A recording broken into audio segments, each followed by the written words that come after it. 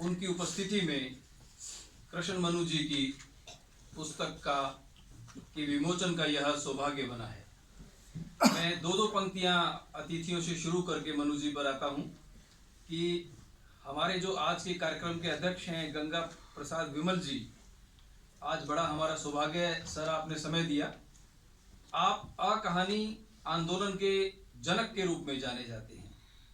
इस एक शब्द से हिंदी साहित्य में इनकी भूमिका का आप अनुमान लगा सकते हैं कि कहानी आंदोलन विमल जी से शुरू हुआ और कवि के रूप में, कथाकार के रूप में, उपन्यासकार के रूप में इनकी बड़ी भूमिका रही।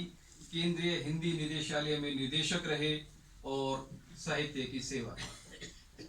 मैडम मैत्री पुष्पा जी, जो माँ सरस्वती उनकी कलम में है, माँ सरस्वती उनके गले में है।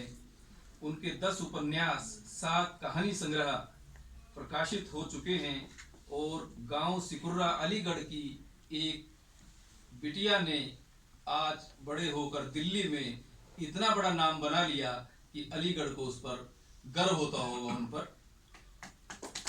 उनके उपन्यास बेतवा बहाती रही, इदन मम, ये ऐसे हैं जो नाम से बिकते हैं।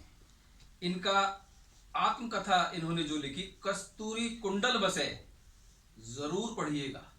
ये मस्ट रीड बुक है जिसे पढ़ने के बाद में ज्ञान का दीपक जल जाएगा। हमारे प्रेम नारायण जी कानपुर से चले थे दिल्ली के लिए और यहाँ आकर बलराम हो गए।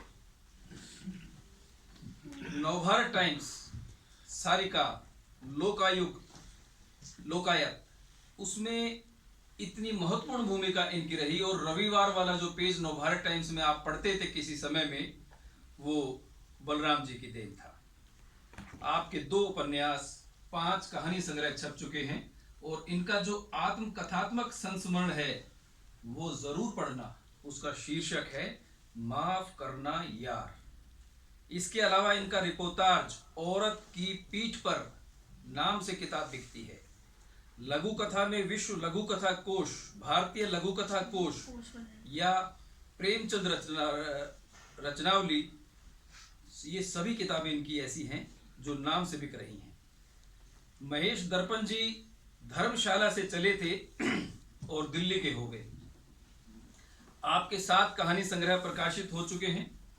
सारिका में, जिस समय हिंदी साहित्य में सारिका का नाम इतना बड़ा था कि सारिका में छपना ही एक उपलब्धि था, उस समय में महेश दर्पण जी सारिका में उपस्थित थे।